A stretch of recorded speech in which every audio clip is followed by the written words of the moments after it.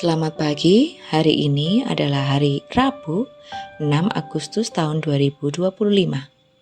Kita akan bersama merenungkan firman Tuhan dari Lukas 9 ayat 43 sampai 45 yang demikian.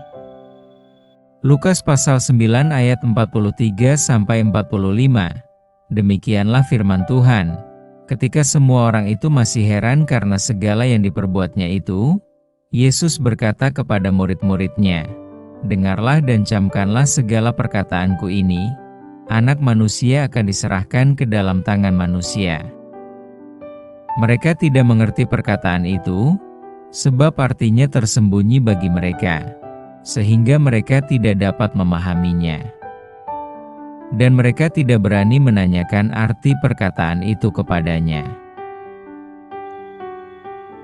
Tema yang akan kita renungkan adalah sekedar takjub atau paham akan firman.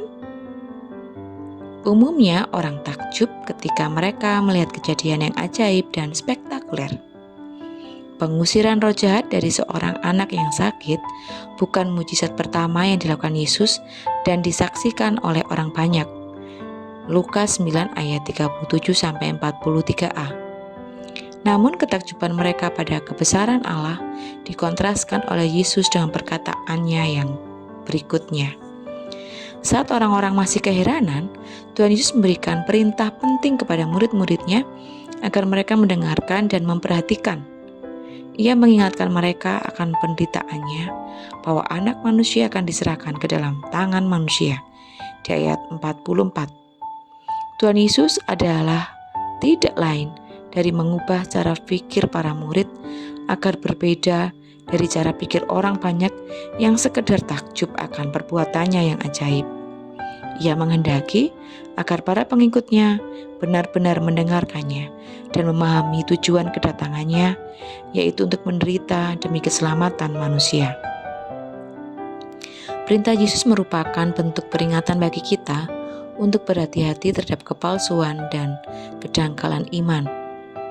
Seperti benih yang jatuh ke tanah yang berbatu, lihat di Lukas 8 ayat 13, firman Tuhan yang diterima dengan perasaan takjub.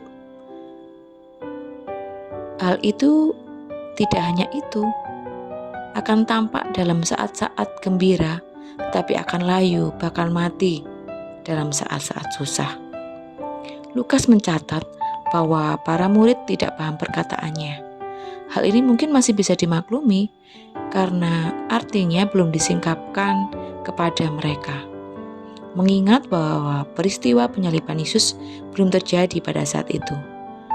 Namun yang disayangkan adalah mereka tidak berani menanyakan arti perkataan Yesus di ayat 45. Kita tidak diajar untuk menjadi pengikut Yesus yang hanya takjub pada firman-Nya, juga yang tidak mengerti dan diam saja, tetapi yang terutama memahami dan mampu menghidupi firman dalam berbagai situasi kehidupan setiap hari.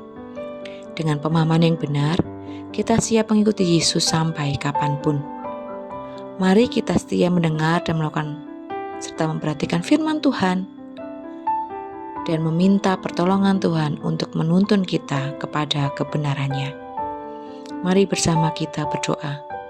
Terima kasih Tuhan untuk banyak kisah ajaib dalam Alkitab. Tapi kami sungguh mengucap syukur bahwa tidak hanya dalam firman-Mu, tapi kami boleh merasakan dan boleh melalui karya-Mu yang besar buat kehidupan kami. Mampukan kami ya Tuhan untuk tidak hanya membaca dan merenungkan firman-Mu, tapi kami boleh menghidupi setiap firman-Mu dalam setiap kehidupan kami. Baik kami ketika sakit maupun sehat, ketika kaya maupun miskin, ketika suka maupun duka. Terima kasih Tuhan, kami percaya Engkau selalu menuntun kami ke dalam kebenaran-Mu. Bahkan di saat kami mengambil keputusan yang salah, Engkau dengan sabar menuntun kami untuk boleh kembali kepada jalan-Mu yang benar. Di dalam nama Tuhan Yesus kami berdoa dan mengucap syukur. Haleluya, amin.